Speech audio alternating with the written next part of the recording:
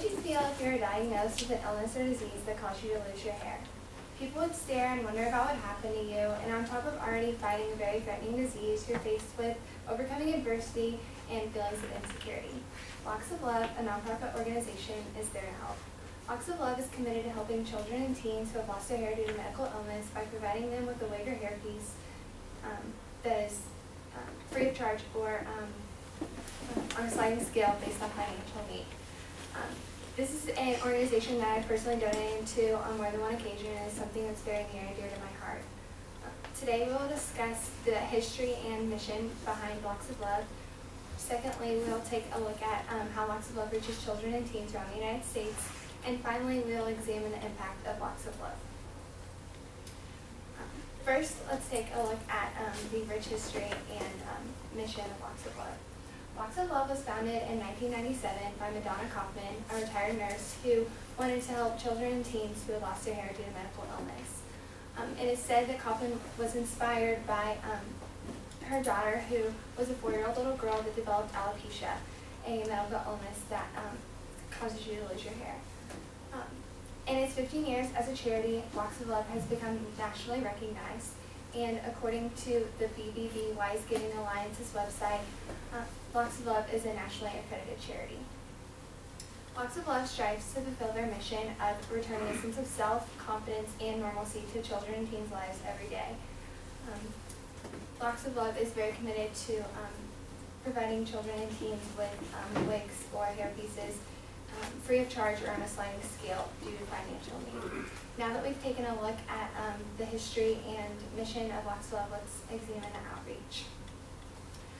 Locks of Love is committed to providing the highest quality hairpieces available.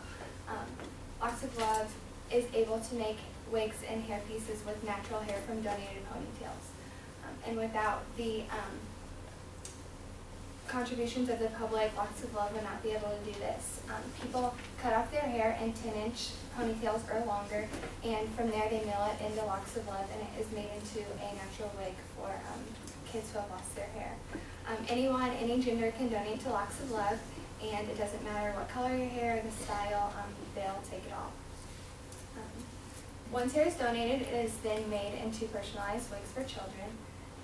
In a recent interview with my mom, Shauna Hocklander, who is donated to Locks of Love as well, she said that she once donated a ponytail that was 13 inches long, and that the organization really appreciates large donations like that because they can reach more children in that way.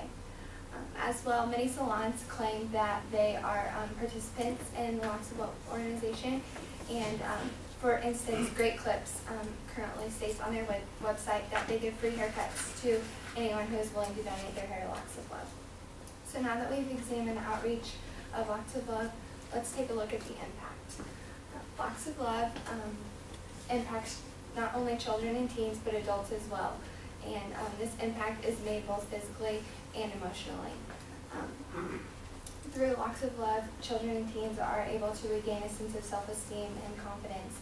And Locks of Love really helps out in this area because their wigs are a turning point in technology. They have a vacuum seal, which means that kids can run and play and not have to worry about losing their wig or someone taking it off, because only them are able to remove it. And another benefit to Locks of Love wigs is that kids are able to play and swim with them on like any normal kid. So they're really able to regain that sense of normalcy. And on an emotional side of the aspect, I, as a donor, have been impacted because I've been impacted because there's no better feeling than donating your hair and realizing that someone somewhere is really appreciative of your gift and that it is helping them regain their sense of confidence. So it is my hope that you now know things about Locks of Love that you may not have known before, and as we discussed, Locks of Love really strives to help children and teens regain their self-assurance. Today we took a look at the rich history and strong mission behind Locks of Love. We also examined the outreach, and finally we talked about the impact of Locks of Love. So thanks to Locks of Love, it is impacting children and teens' lives around the United States. Thank you.